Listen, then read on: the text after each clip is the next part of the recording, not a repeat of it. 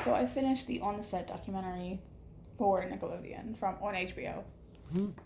And it is literally the most disgusting and heart-wrenching thing I've watched in a long time. I don't like documentaries. I don't like real life situations purely because it's too fucking traumatic. I don't watch like the YouTubers that finally come out saying how their parents were.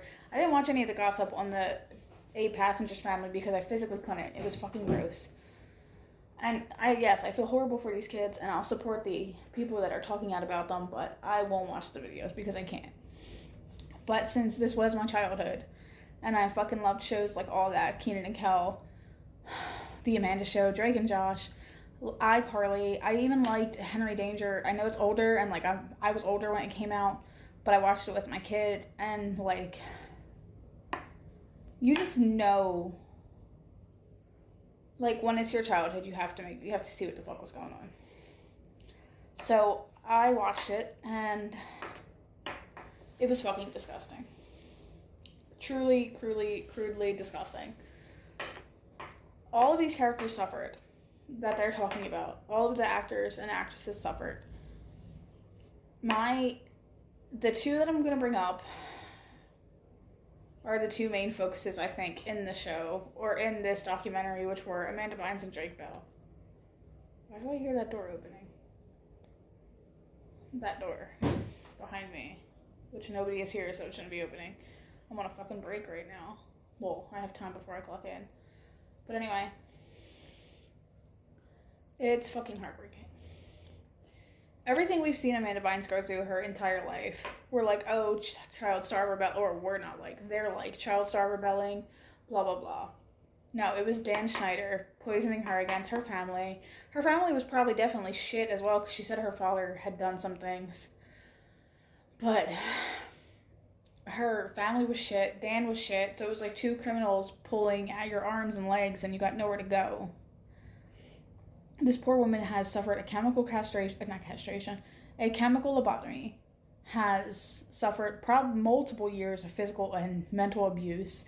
If you believe the Ashley Banks Twitter account is her account, which I do, especially because she's posted her ID and other things like that, she was pregnant at the age of 13 by her boss, unnamed, but by her boss, and forced to take care of it, if you know what I'm saying.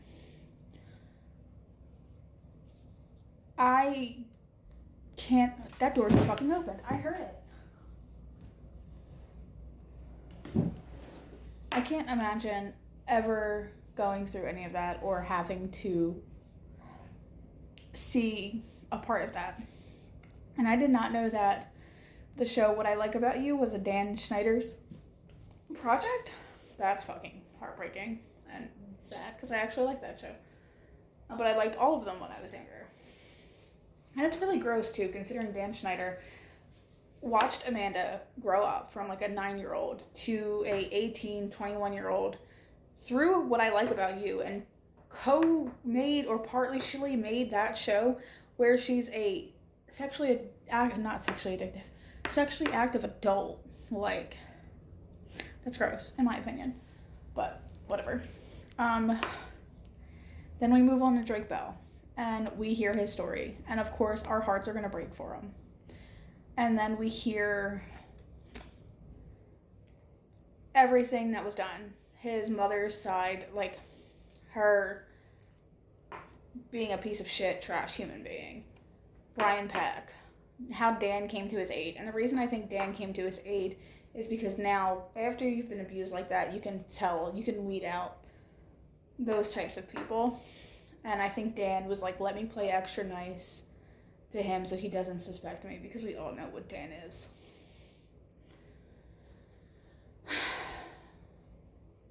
I can't speak on the Drake and the underage girl situation because I don't know the facts. I have heard multiple videos and multiple stories. Yes, I know he pled guilty to texting an underage minor, but that's the only thing he pled guilty to, so I don't know the truth. Nobody knows the truth until we find it out. But the cycle of abuse is true. Brian Peck hurt him. He never got treatment. He said it. It wasn't like a thing in the documentary. He said it. He went to therapy because of his girlfriend's mom, but I doubt he actually fully got the therapy he needed, especially because his name was never put out there. So telling them that, hey, this happened and blah, blah, blah, it created a cycle of abuse where he either felt like he needed to be in control of a conversation or needed to feel powerful in a conversation. And again, I don't know how far it went. We don't know how far it went.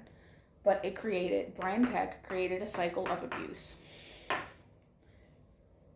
And I feel like Dan Schneider has created cycles of abuse, but we don't know the extent of it yet because some of his kids that he's, not his kids, but the kids that he's tormented are still young adults or children who probably still haven't processed their emotional damage.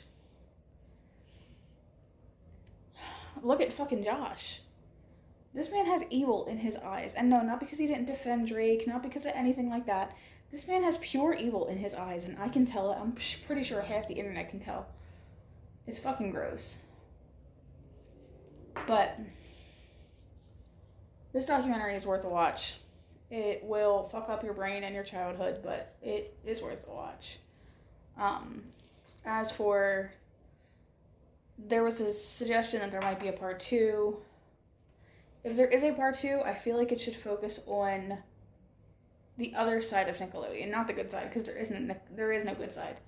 I want to hear from more All That cast members, because there were so many. I want to hear from Kenan and Kel. I want to hear from iCarly, Victorious, especially Victorious, considering they all drank on set.